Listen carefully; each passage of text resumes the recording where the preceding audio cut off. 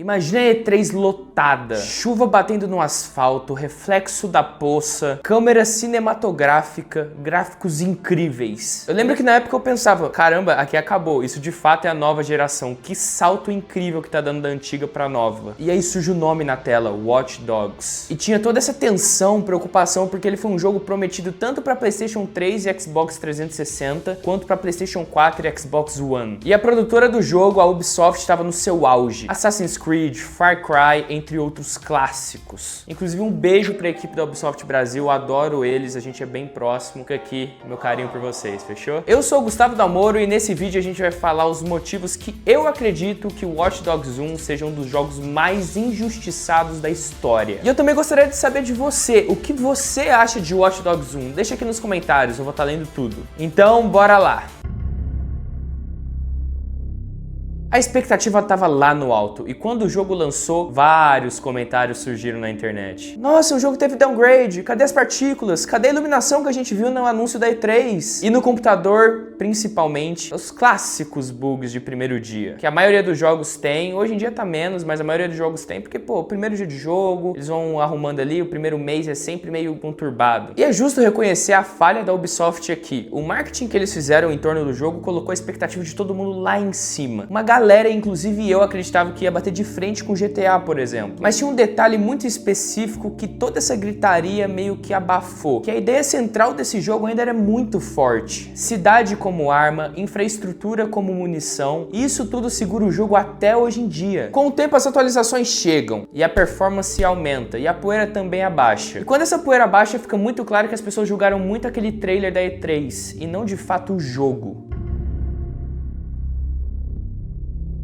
A premissa de Watch Dogs se baseia num erro que virou obsessão. Watch Dogs começa com um erro que vira efeito dominó. O Aiden Pearce, que é um hacker de Chicago, invade o Hotel Merlot. Acho que é assim que pronuncia. E ele estava do lado do ex-parceiro Damian Brinks. Esse ataque incomodou pessoas grandes na cidade, e a resposta veio logo em seguinte. Fizeram um ataque ao carro do Aiden. Ele sobrevive, mas a sobrinha, a Lena, morre. A partir daí ele troca a vida comum por vigilantismo obcecado. O objetivo é achar o responsável pela morte da sobrinha e também desmontar todo o sistema que permitiu isso. E com o desenrolar do jogo a gente descobre quem são de fato os personagens envolvidos nesse ataque. O mandante do ataque foi o Lucky Queen, que ele é basicamente o chefão super elegante do Chicago South Club. Quem executou o ataque foi o Maurice Vega, que ele basicamente foi só um peão que foi pago pra atirar no carro e é isso. E aí depois a gente tem um cara que chantageia o Aiden Pearce, que é o seu antigo parceiro, o Damian Brinks. E pra tentar controlar o Aiden Pearce, ele sequestra a Nick, que é a irmã do Aiden, e o Jackson, que é o sobrinho do Aiden. Ou seja, ele tocou mais uma vez naquela ferida emocional envolvendo a família. E agora entrando pros personagens secundários, que também tem uma importância gigantesca na história, eles são os seguintes. O Damian Brinks, que eu já falei pra vocês quem que é. O Lucky Queen, que eu também já falei pra vocês quem é. E também tem o George Chin, que basicamente ele é o cara que, pô, se você pagar bem, ele vai ser leal a você, senão não. Tem o Iraq, que ele é o chefão que governa porque ele gosta, por dossiê. Tem a Clara, que é do DedSec. E o DedSec, pra quem não sabe, é uma organização secreta de hackers. É tipo Anonymous, tá ligado? É tipo essa vibe aí. Só que eles têm essa vibe também do Anonymous de, tipo, ir contra o sistema. Aí a gente tem o T-Bone, que é um ex-engenheiro da Bloom, que é basicamente, ele sabe tudo sobre o sistema CTOS. E basicamente o CTOS é o sistema dessa empresa Bloom, que controla basicamente todas as câmeras da cidade, pontes, dados pessoais das pessoas. Então basicamente é quem comanda de fato a cidade na parte tecnológica. Esse T-Bone é ex-funcionário dessa empresa Bloom. E aí a gente tem a Nick e o Jackson, que é a irmã e o sobrinho do Aiden Pearce, que eu já comentei aqui com vocês também. Agora que eu já dei o contexto do Aiden Pearce, que é o personagem principal, e também os personagens secundários que têm um peso gigantesco para a história, vamos de fato entrar no que acontece ao longo do jogo.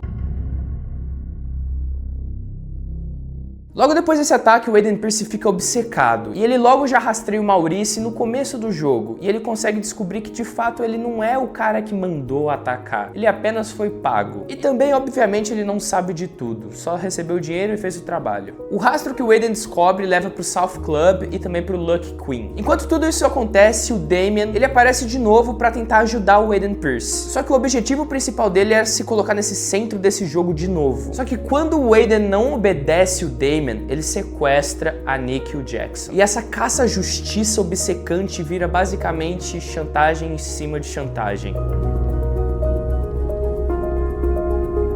para chegar até o Queen e entender como que funciona esse sistema do submundo da cidade, ele precisa ir nos caras intermediários. Aí que entra o Iraque. O Iraque mantém com ele basicamente um banco de dados com sujeira de todo mundo. E se você derruba esse sistema, basicamente você causa um desequilíbrio na cidade dessa parte aí do submundo, sabe? Então, de fato, esse se torna o objetivo principal do Aiden. A Clara ajuda a decifrar essas pistas e ajuda o Aiden. Só que quando entra o vazamento que expôs o Aiden e fala tudo sobre o seu passado, o preço vem num valor muito alto. E esse preço muito alto, no caso, é a morte da Clara. Nesse momento surge o T-Bone, que é basicamente a peça-chave para decifrar de fato o CTOS. Com ele, o Aiden aprende, por exemplo, a dar um blackout na cidade por alguns segundos. Sim, ele consegue apagar as luzes da cidade inteira por uns segundos. E essa habilidade nova ajuda ele a entrar em lugares inacessíveis e também criar umas brechas, principalmente para fugir de polícia, helicóptero e por aí vai. E essa é a assinatura mecânica e temática do jogo. O ponto-chave é usar a infraestrutura como arma. Com essas pistas, os aliados e essas brechas, o Aiden finalmente chega no Lucky Queen. O encontro é muito didático e o Queen admite logo de cara que ele que encomendou esse ataque. O Aiden consegue hackear o marca-passo do Queen, que é basicamente o que mantém ali o coração dele ligado e tal, e mata ele. E se a gente parar pra pensar, isso é uma vingança mascarada de justiça. Ele de fato matou o mandante disso tudo, só que ele não curou a ferida, e muito menos o problema central que tá em torno daquela cidade.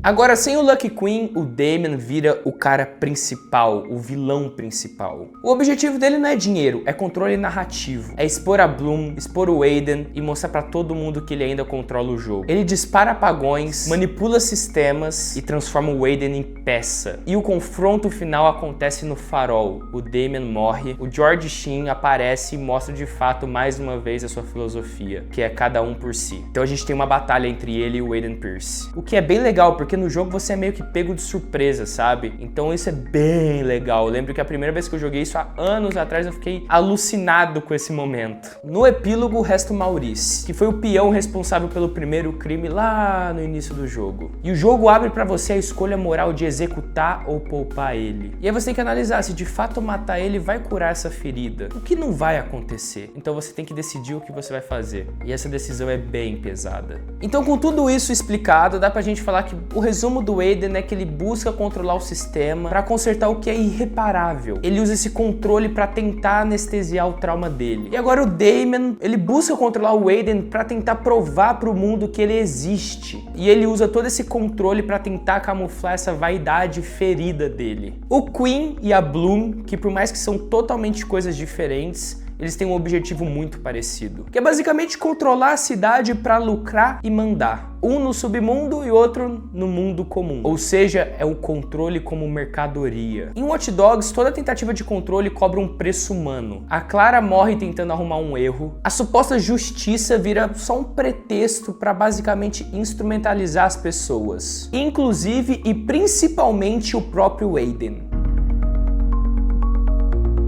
E agora vamos tentar entender por que esse enredo funciona, mesmo que você tenha missões muito parecidas ao longo da história. E a resposta, na minha visão, tá no como isso é feito. A estrutura do jogo pode de fato ser repetitiva. Você entra no local, limpa ele, completa o teu objetivo e sai desse local. Mas o fato de existir o CTOS transforma toda a execução em arte. O Aiden Pearce é um fantasma digital. Você tem encadeamento de câmeras, portas remotas, transformadores. Você consegue até mesmo às vezes cumprir o seu objetivo sem nem entrar no local. Na gameplay você também consegue travar semáforos, levantar pontes, fazer blackouts na cidade, fazer uma perseguição coreografada linda que você planeja todo o trajeto e mudando conforme o tempo, as pontes e tudo mais. Você tem a opção de jogar stealth, que na minha opinião é minha favorita. Eu sempre gosto de jogar stealth. Você pega uma pistola silenciada e vai entrando nos lugares e ninguém nem te vê. É muito da hora, a imersão fica lá em cima. E também, se você quiser, você consegue usar distrações nos celulares das pessoas. Você consegue hackear eles e, sei lá, explodir o celular, ou mandar alguma mensagem, fazer uma ligação e a pessoa começa a atender e você passa por ela, ou mata ela desprevenida e por aí vai. E o mais da hora é que quando tudo vira loucura, a cidade te oferece rotas de fuga. E se ela não te oferecer, você consegue criar essas rotas, por conta das armadilhas que são espalhadas pela cidade, e você consegue ativar elas. Isso, na minha opinião, conversa com o tema central do jogo. Não é sobre atirar melhor ou, sei lá, ser o melhor de mira, enfim, é sobre controlar melhor e também eventualmente pagar por isso.